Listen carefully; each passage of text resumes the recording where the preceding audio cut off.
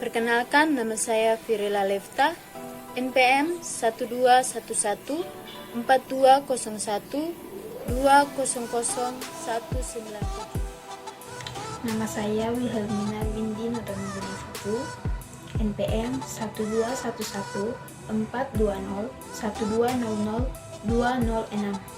Perkenalkan, nama saya Yohana Esi Oratimun, NPM 1211 4201 200212. Perkenalkan, nama saya Yunita Siska Leteti, NPM 1211 4201 200219. Perkenalkan, nama saya Yohana Kilai dengan NPM 1211 4201 200236. Perkenalkan, nama saya Jianile Simanuwaya, NPM 12114 2012 00242. Perkenalkan, nama saya Alicia Febrianti Matika Jawane, NPM 1211 420 1200 249. Perkenalkan, nama saya Naim Rayyan dengan NPM 121 14 20 12 00 254. Pengertian infeksi oportunistik. Infeksi oportunistik adalah infeksi yang timbul akibat penurunan kekebalan tubuh. Infeksi ini dapat timbul karena adanya mikroba seperti bakteri, jamur, dan virus yang berasal dari luar tubuh maupun yang sudah ada dalam tubuh. Pada umumnya, kematian orang karena penyakit HIV/AIDS disebabkan oleh infeksi oportunistik.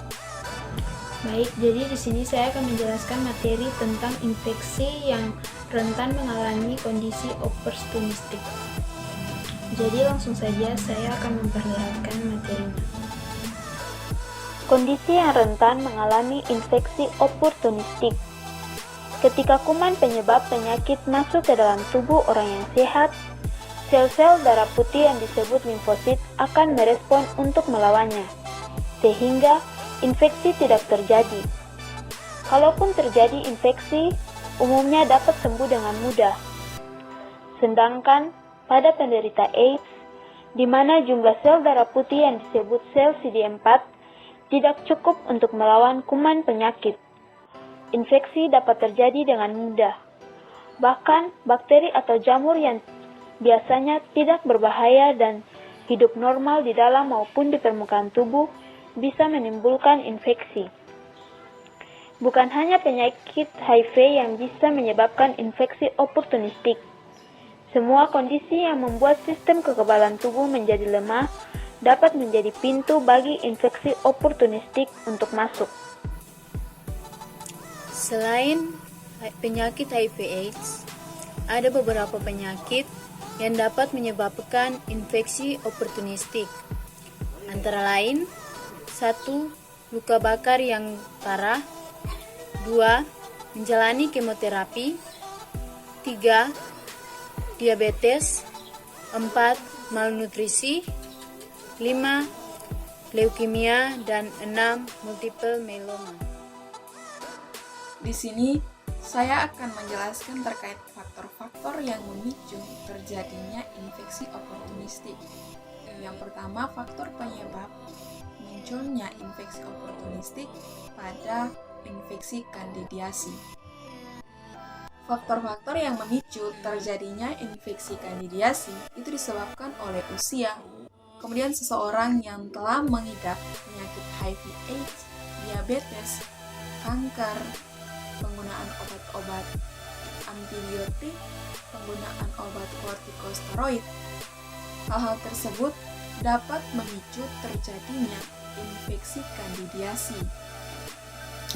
Infeksi yang kedua yaitu infeksi pneumonia. Infeksi pneumonia ini disebabkan oleh mikroorganisme seperti jamur, virus, dan bakteri. Infeksi bakterial yaitu infeksi oleh bakteri. Infeksi ini terjadi pada saat bakteri melewati sistem kekebalan tubuh dan masuk ke paru sehingga menyebabkan timbulnya radang. Untuk mikroorganisme jamur ada Staphylococcus, Histoplas, dan Coccidioides. Sedangkan pada virus ada adenovirus, hantavirus, coronavirus, dan berbagai jenis virus lainnya. Faktor lain pemicu infeksi pneumonia yaitu kebiasaan merokok, kemudian jantung kronik, diabetes mellitus, kelemahan struktur organ pernapasan, serta penurunan tingkat kesadaran. Yang ketiga yaitu infeksi kanker serviks. Secara umum, infeksi kanker serviks ini belum diketahui penyebabnya. Namun, ada banyak faktor yang dapat memicu sehingga seorang wanita rentan mengalami infeksi kanker serviks. Faktor pertama seseorang terinfeksi kanker serviks yaitu infeksi human papillomavirus atau HPV. Infeksi human papillomavirus ini terjadi disebabkan oleh hubungan seksual beresiko, misalnya gonta-ganti pasangan dalam hubungan seksual. Infeksi papillomavirus ini ada kaitannya dengan penyakit menular. Jadi ketika seorang wanita terinfeksi human papillomavirus ini, maka secara bersamaan dia akan menderita penyakit menular. Penyakit menular yaitu kutil kelamin, gonore, sifilis, dan klamida. Ketika hal-hal ini muncul, baik itu terkena infeksi papillomavirus dan menderita penyakit menular, maka seseorang akan lebih rentan untuk terkena kanker serviks karena melemahnya sistem kekebalan tubuh. Faktor yang berikut yaitu pola hidup tidak sehat. Faktor pola hidup tidak sehat ini pun dapat mempengaruhi risiko tinggi terkena infeksi kanker serviks. Untuk itu diharapkan seorang wanita dapat rajin berolahraga, mengkonsumsi buah-buahan serta sayuran, dan menghindari diri dari kebiasaan merokok. Faktor keempat yaitu sistem kekebalan tubuh yang lemah. Misalnya pada penderita HIV/AIDS. Ketika seorang wanita menderita HIV/AIDS, maka dia beresiko untuk terinfeksi virus HPV atau human papillomavirus. Nah, ketika dia terinfeksi human papillomavirus, maka dia pun rentan atau beresiko tinggi untuk terinfeksi kanker serviks. Karena ketika seseorang terinfeksi human papillomavirus, maka penyebabnya ialah akan mengalami infeksi kanker serviks pula. Faktor yang kelima yaitu penggunaan pil KB. Dalam sejarah penelitian dikatakan bahwa ketika seorang wanita menggunakan pil KB dalam jangka waktu panjang akan beresiko untuk terinfeksi kanker serviks. Faktor yang berikut yaitu hamil di usia muda dan sudah beberapa kali melahirkan. Hal ini membuat sistem kekebalan tubuh melemah dan terjadinya perubahan hormon. Otomatis, wanita akan lebih rentan dan beresiko tinggi untuk terinfeksi HPV atau human papillomavirus. Faktor yang berikut yaitu pernah mengonsumsi obat DES atau diethylstilbestrol. Obat diethylstilbestrol ini diberikan kepada seorang ibu hamil dalam pencegahan keguguran. Jadi ketika seorang ibu hamil mengonsumsi obat diethylstilbestrol ini, maka ketika janinnya itu berjenis kelamin perempuan akan beresiko untuk terkena infeksi kanker serviks. Hal ini pun dikaitkan dengan faktor keturunan. Belum diketahui secara jelas penyebabnya, namun bisa dikatakan faktor keturunan menjadi salah satu penyebab seseorang untuk terinfeksi kanker serviks jika pada keluarganya terdiagnosa ada yang pernah mengalami kanker serviks. Penyebab keempat pada cryptosporidiosis yaitu diare. Ketika seorang yang mengalami frekuensi diare tinggi akan terjadi dehidrasi. Kemudian penyebab yang berikut yaitu mengalami mual, muntah, kram atau nyeri perut, dan juga demam.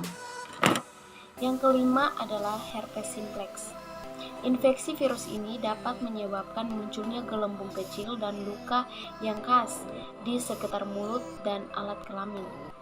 Herpes simplex bisa menular lewat hubungan seksual, bisa juga menular dari ibu ke bayinya melalui proses persalinan. Selain di mulut dan kelamin, infeksi ini juga dapat menyerang saluran pernapasan. Orang yang daya tahan tubuhnya lemah lebih mudah terkena herpes simplex, dan gejala yang dialaminya juga akan lebih berat. Yang keenam adalah toksoplasmosis. Toksoplasmosis adalah infeksi yang disebabkan oleh parasit Toxoplasma gondii. Pada orang sehat, infeksi ini umumnya tidak berbahaya. Namun, pada orang dengan sistem kekebalan tubuh yang lemah, toksoplasmosis dapat menyerang otak dan menyebabkan gangguan penglihatan, gangguan pendengaran, kejang, hingga koma. Yang ketujuh adalah tuberkulosis. Tuberkulosis disebabkan oleh bakteri Mycobacterium tuberculosis. Penyakit ini dapat menyebar melalui percikan ludah ketika penderitanya batuk, bersin, atau bicara. Penderita HIV/AIDS sangat mudah terkena penyakit tuberkulosis. Bila tidak diobati, penyakit ini dapat menyebabkan kematian. Di sini saya akan menjelaskan tentang gejala-gejala yang timbul akibat seseorang terkena infeksi oportunistik. Yang pertama adalah gejala candidiasis. Penderita candidiasis memiliki gejala yang berbeda-beda, tergantung pada lokasi infeksinya. Berikut adalah beberapa gejala candidiasis yang dibagi berdasarkan bagian tubuh yang terserang. Yang pertama, candidiasis mulut. Yang kedua, candidiasis vulvovaginal. Yang ketiga, candidiasis kulit. Yang kedua adalah gejala pneumonia. Gejala pneumonia bisa mulai dari gejala yang ringan, seperti flu, hingga gejala yang sedang atau berat, seperti demam, batuk kering, sesak napas, berkeringat, menggigil, nyeri dada, muntah, diare, selera makan menurun, lemas, dan detak jantung meningkat. Yang ketiga adalah gejala kanker serviks. Gejala dan tanda pertama yang ditemukan saat terkena kanker serviks adalah pendarahan abnormal, bercak, atau cairan encer dari vagina. Yang keempat adalah gejala herpes genital. Herpes genital seringkali tidak menimbulkan gejala, namun jika muncul, gejala yang terlihat berupa luka lepuh di area kelamin. Luka tersebut biasanya terasa sakit dan gatal. Yang kelima adalah gejala toksoplasmosis. Toksoplasmosis memiliki beberapa gejala umum, yaitu yang pertama pada manusia sehat, yaitu demam tinggi, nyeri, kelelahan, radang tenggorokan, serta pembengkakan kelenjar getah bening. Yang kedua, pada ibu hamil, menyebabkan gangguan kehamilan seperti keguguran, kelahiran mati, atau toksoplasmosis kognital yang menimbulkan kerusakan otak, kehilangan pendengaran, dan gangguan penglihatan pada saat atau beberapa bulan atau tahun setelah dilahirkan. Yang ketiga, pada mereka yang mengidap gangguan sistem kekebalan tubuh. Gejala infeksi toksoplasmosis adalah sakit kepala, kebingungan, kurangnya koordinasi tubuh, kejang, kesulitan bernapas, dan gangguan penglihatan. Yang keenam adalah gejala cryptosporidiosis. Gejala pada penderita cryptosporidiosis umumnya muncul seminggu setelah terinfeksi, meliputi diare, nafsu makan berkurang, kram perut, mual dan muntah, serta demam. Yang ketujuh adalah gejala tuberkulosis. Gejala tuberkulosis yang muncul dapat berupa 1. Batuk yang berlangsung selama 3 minggu atau lebih, 2. Batuk mengeluarkan darah, 3. Berkeringat pada malam hari, 4. Penurunan berat badan, 5. Demam dan menggigil, 6. Nyeri dada saat bernapas atau batuk, 7. Tidak nafsu makan, 8. Lemas. Baik, di saat ini saya akan menjelaskan tentang jenis-jenis infeksi oportunistik. Infeksi oportunistik merupakan infeksi yang timbul akibat penurunan kekebalan tubuh seseorang, di mana pada orang normal, infeksi ini dapat dikendalikan oleh kekebalan tubuhnya. Infeksi oportunistik pada umumnya pada orang yang sehat tidak berbahaya, akan tetapi pada orang dengan HIV/AIDS akan berakibat sangat fatal. Pada umumnya, kematian pada orang dengan pengidap HIV/AIDS disebabkan oleh infeksi oportunistik, sehingga sangat penting untuk mengenali jenis-jenis infeksi oportunistik serta cara pengobatannya. Berikut ini saya akan jelaskan beberapa jenis infeksi oportunistik yang terjadi pada orang yang mengidap HIV/AIDS. Jenis infeksi oportunistik yang pertama yaitu Candidias. Candidias disebabkan oleh jamur Candida yang pada umumnya dapat muncul di bagian tubuh manapun. Jamur Candida merupakan spesies jamur atau jenis jamur yang biasanya hidup pada bagian tubuh manusia dan tidak berbahaya. Namun, melemahnya sistem imun atau sistem kekebalan tubuh manusia oleh karena HIV/AIDS kronis dapat memicu atau membuat jamur tersebut berkembang biak secara ganas dan dapat memicu terjadinya infeksi oportunistik. Yang berikut yaitu infeksi Candidiasis dapat mempengaruhi kulit, kuku, dan juga selaput lendir di sekujur tubuh, terutama pada mulut dan vagina. Namun, infeksi Candidiasis dapat disebut sebagai infeksi oportunistik jika dapat menginfeksi kerongkongan atau esofagus, pernapasan bagian bawah, dan juga paru-paru bagian dalam. Jenis infeksi oportunistik yang kedua yaitu pneumonia atau radang paru. Pneumonia merupakan jenis infeksi oportunistik yang paling serius bagi penderita HIV. Infeksi pneumonia yang sering atau biasanya terjadi pada penderita HIV adalah PCP. Kepanjangan dari PCP adalah Pneumocystis carinii pneumonia yang dapat diobati dengan antibiotik dan dapat dicegah dengan pemberian vaksin. Infeksi oportunistik yang ketiga yaitu kanker serviks invasif. Kanker ini dimulai di dalam leher rahim yang kemudian akan menyebar ke bagian tubuh lainnya. Nah, kemunculan kanker ini dapat dideteksi secara dini dan dapat ditangani apabila dilakukan pemeriksaan screening secara rutin, yaitu dengan pap smear. Infeksi oportunistik yang keempat yaitu Cryptosporidiosis. Cryptosporidiosis merupakan infeksi pada saluran cerna yang disebabkan oleh parasit Cryptosporidium. Nah, penyakit ini dapat mengakibatkan diare dengan feses yang cair.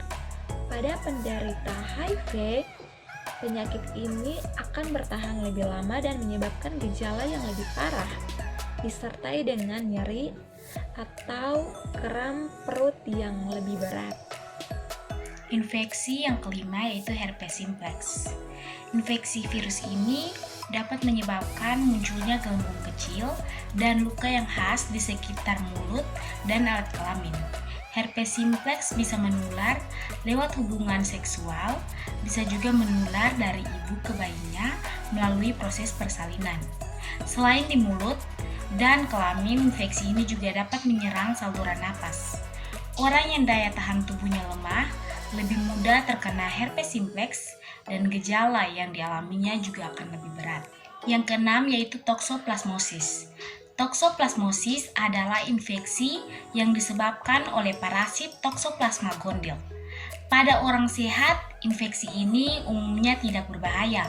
Namun pada orang dengan sistem kekebalan tubuh yang lemah, toxoplasmosis dapat menyerang otak dan menyebabkan gangguan penglihatan, gangguan pendengaran, kejang hingga koma. Yang ketujuh, tuberkulosis. Tuberkulosis atau TB disebabkan oleh bakteri Mycobacterium tuberculosis.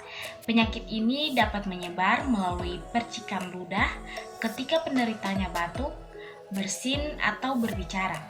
Penderita HIV sangat mudah terkena penyakit TB. Bila tidak diobati, penyakit ini dapat menyebabkan kematian. Di sini saya membahas tentang pencegahan infeksi oportunistik. Nah, untuk mencegah infeksi oportunistik ada beberapa langkah yang dapat dilakukan.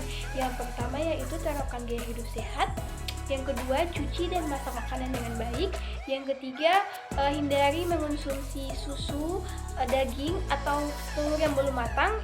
Yang keempat, gunakan sarung tangan untuk mengangkat kotoran hewan peliharaan. Yang kelima, hindari penggunaan sikat gigi, handuk dengan orang lain. Yang keenam, hindari menelan atau meminum air yang secara langsung dari kolam, danau, atau sungai. Yang ketujuh, mengikuti vaksinasi yang dianjurkan oleh pemerintah guna untuk menjaga kekebalan tubuh. Kemudian yang kedelapan, bagi wanita dilakukan pemeriksaan panggul guna untuk mendeteksi kanker atau infeksi. Di sini saya akan menjelaskan cara penanggulangan atau cara pencegahan terhadap infeksi oportunistik. Untuk mencegah infeksi oportunistik ada beberapa langkah yang harus dilakukan, yaitu 1. Hindari mengonsumsi susu, daging, telur yang mentah atau kurang matang. Yang kedua, cuci tangan dan masak makanan dengan baik. Pastikan peralatan masak yang digunakan bersih dan sehat. Yang ketiga, gunakan sarung tangan untuk mengambil kotoran hewan peliharaan dan jauhkan kucing dari dalam ruangan agar tidak membawa kuman yang dapat membahayakan diri sendiri. 4. Hindari berbagai penggunaan sikat gigi atau handuk dengan orang lain. 5. Hindari menelan atau meminum air mentah yang langsung berasal dari danau, sungai, atau kali. 6. Ikuti program vaksinasi yang dianjurkan oleh pemerintah untuk menjaga kekebalan tubuh. 7. Bagi wanita, lakukan pemeriksaan panggul dan pap smear untuk mendeteksi kanker atau infeksi.